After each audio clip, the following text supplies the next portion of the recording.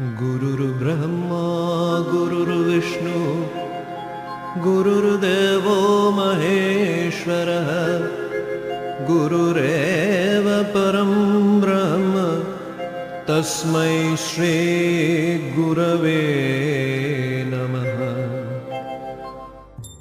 গুৰু Bhagavat doctor Chandrabhanu সৎপুথি ডাঙৰীয়াৰ দ্বাৰা ৰচিত। আজি প্ৰথম খণ্ডৰ ৩য় অধ্যায়, পৃষ্ঠা নম্বৰ ৪ৰ পৰা ৫লৈ, শ্লোক ১৫ৰ পৰা ২১লৈ। ভক্তই বাৰে বাৰে কৰা পাপো তেওঁ ক্ষমা কৰে। একমাত্ৰ গুৰুৰ কৃপাতহে ভক্তই অসীম শক্তি আহৰণ কৰিব পাৰে। আভা দেখি সেই ৰূপৰ মন মোৰ হয় সুস্থিৰ, স্তব্ধ হৈ পৰে পঞ্চপ্ৰাণ, পুণ্য হয় মোৰ নয়ন। আপোনাৰ দিব্য ৰূপৰ আভা দেখি মোৰ মন তাতেই স্থিৰ হৈ পৰাৰ লগতে পঞ্চপ্ৰাণো স্তব্ধ হৈ পৰে আৰু দুই নয়ন পবিত্ৰ হৈ পৰে। চিদাকাশত গুৰুবৰ কান্তিময় গুৰু শৰীৰ, ক'বলৈ নাই মোৰ ভাষা, যথৰ হয় মোৰ জিভা। হে গুৰুবৰ, চিদাকাশত আপোনাৰ কান্তিময় শৰীৰৰ ৰূপ লাৱণ্য কেনে, বখানিবলৈ মোৰ ওচৰত শব্দ নাই আৰু মোৰ জিভাখনো জঠৰ হৈ পৰে।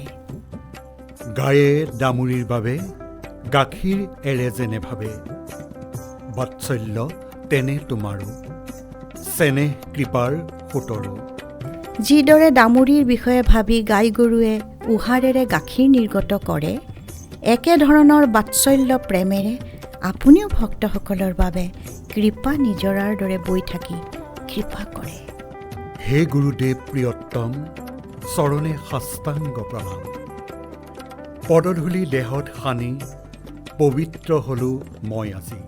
হে প্ৰিয়তম গুৰুদেৱ, আপোনাৰ চৰণত মই সাষ্টাংগে প্ৰণাম কৰাৰ লগতে আপোনাৰ চৰণ কমলৰ ধূলি নিজৰ দেহত সানি মই আজি পবিত্ৰ হলো। দেখি তব দিব্য চৰিত্ৰ, সকলো হয় হতভম্ব, জগত মৰুৰ মাজেৰে শীতল নৈ বয় যিদৰে। আপোনাৰ দিব্য চৰিত্ৰ দেখি সকলো হতভম্ব হৈ পৰে আৰু ভাবে যে এনে কৃপাৰূপী শীতল জলধাৰা এই সংসাৰ মৰুভূমিত ক'ৰ পৰা আহিল। তুমি হৰিৰ কৃপাৰো, কৰুণা তোমাৰ স্বৰূপ, সমস্ত পাপ ভকতৰ ক্ষমা কৰা অসংখ্যবাৰ। আপুনি হৰিৰ কৃপাৰূপ আৰু কৰুণা আপোনাৰ স্বৰূপ বাবেই ভক্তৰ সমস্ত পাপ আপুনি অসংখ্যবাৰ ক্ষমা কৰি থাকে। সুখৰ সতে দুখো দিয়া, প্ৰত্যক্ষ জ্ঞান যে জগোৱা, ভৱপীড়াৰ পৰা মুক্তি কৰোৱা ভক্তৰ প্ৰগতি।